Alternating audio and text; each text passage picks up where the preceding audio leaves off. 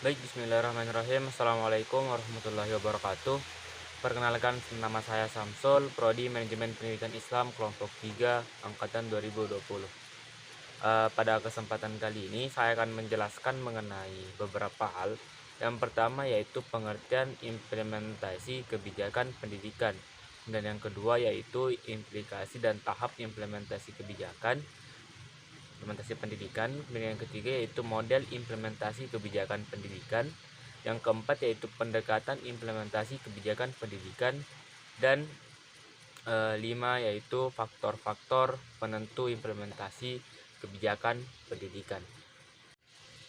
Yang pertama yaitu pengertian dari implementasi kebijakan pendidikan. Implementasi kebijakan pendidikan merupakan salah satu aktivitas dalam proses kebijakan yang menentukan sebuah kebijakan yang bersentuhan dengan stakeholder pendidikan serta dapat diterima oleh masyarakat. Kemudian yang kedua itu tahapan dalam implementasi kebijakan pendidikan. Menurut Charles,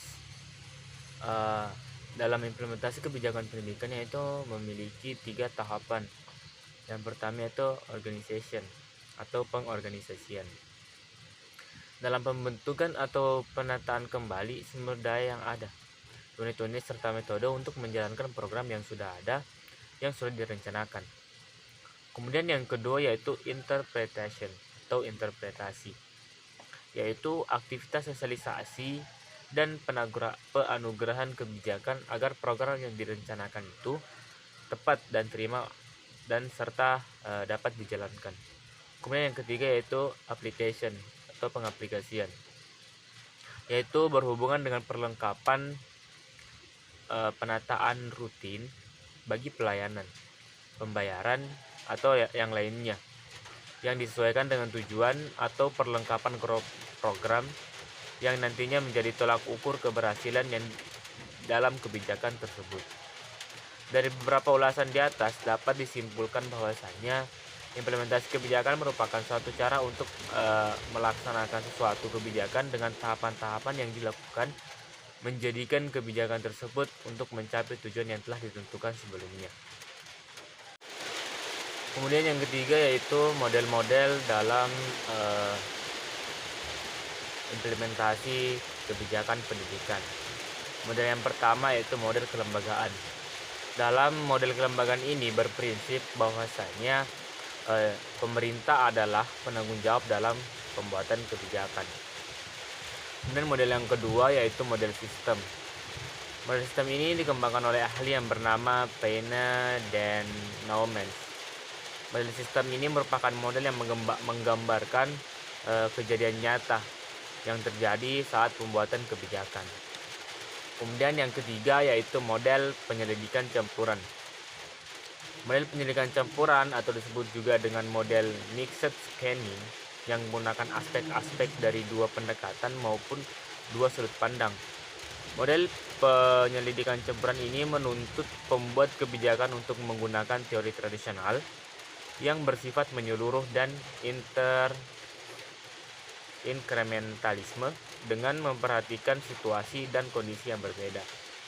Kemudian yang berikutnya adalah model proses, di mana model proses ini mengasumsikan bahwa politik merupakan kegiatan yang memiliki proses.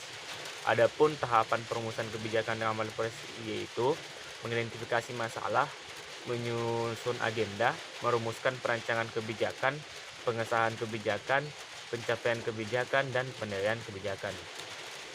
Kemudian selanjutnya yaitu model teori elit. Model teori elit ini mengasumsikan bahwa masyarakat terdiri dari dua kelompok, yaitu kelompok pemegang kekuasaan atau penguasa atau elit, dan kelompok yang tidak memegang kekuasaan. Kemudian selanjutnya model rasional. Dalam model rasional ini merupakan kebijakan yang didapatkan dari perolehan sosial maksimum.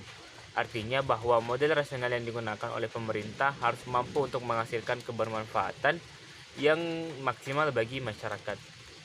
Dan yang terakhir yaitu model inkrementalis, yaitu di mana bentuk dari kritik model rasional. Model ini beranggapan bahwa Pembuat kebijakan tidak memungkinkan melaksanakan proses seperti model rasional dikarenakan adanya keterbatasan pada pembuat kebijakan seperti keterbatasan waktu, intelektual, dan biaya. Kemudian yang keempat adalah pendekatan implementasi kebijakan pendidikan. Dalam implementasi kebijakan pendidikan ada beberapa pendekatan, salah satunya yaitu top down dan bottom up. Pendekatan top down yaitu pendekatan menurunkan alternatif kebijakan yang abstrak atau makro menjadi tindakan konkret atau makro. Pendekatan ini menjadikan pemerintah berperan besar untuk memberikan kebijakan. Kebijakan yang bersifat top down ini bersifat secara strategis, umum, dan berhubungan dengan keselamatan negara seperti kurikulum, pendidikan, pembiayaan pendidikan nasional, pembelajaran daring pada masa COVID-19, dan lain sebagainya. Kemudian pendekatan bottom up, yaitu pendekatan yang berasal dari bawah atau masyarakat. Kebijakan ini diawali dari masyarakat melalui aspirasi, permintaan dan dukungan dari masyarakat. Implementasi kebijakan berusaha untuk menyampaikan harapannya dan permasalahan yang dihadapi. Pendekatan yang berkenaan dengan bottom up biasanya berkenaan dengan hal-hal yang tidak menyangkut masalah keamanan nasional.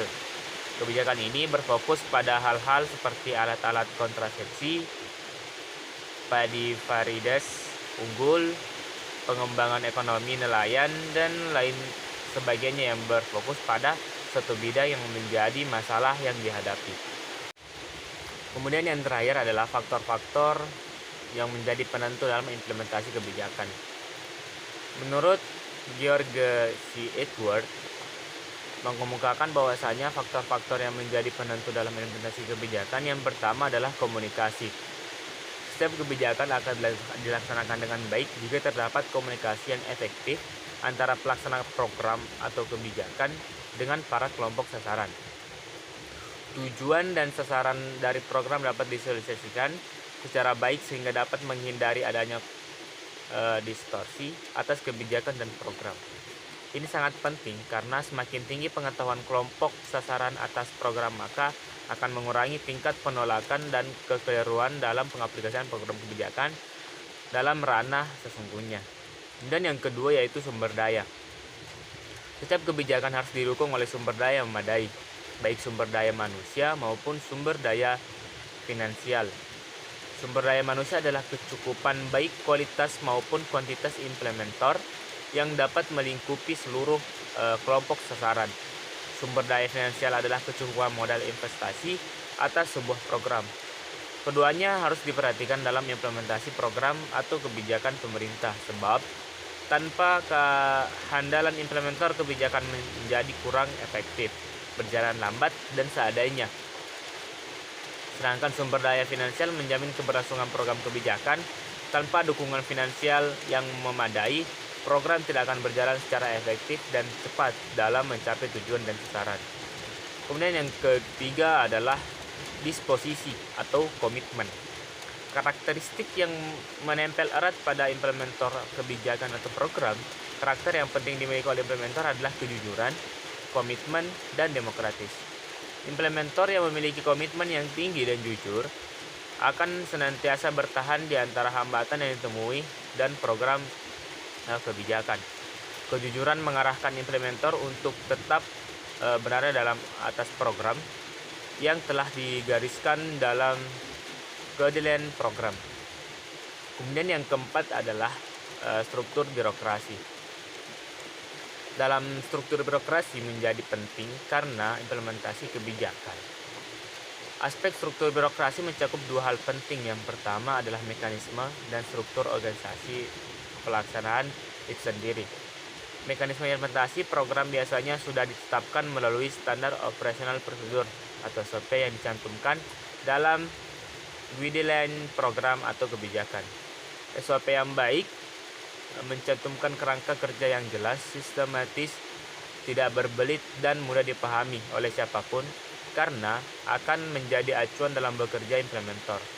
Kemudian struktur organisasi pelaksanaan pun sejauh mungkin menghindari hal yang berbelit, panjang, dan kompleks struktur, organisasi pelaksanaan harus dapat mencerminkan adanya pengambilan keputusan atas kejadian luar biasa dalam program secara cepat. Mungkin itu saja penyampaian materi dari saya. Ketika ada kekurangan mohon dimaafkan. Wassalamualaikum warahmatullahi wabarakatuh.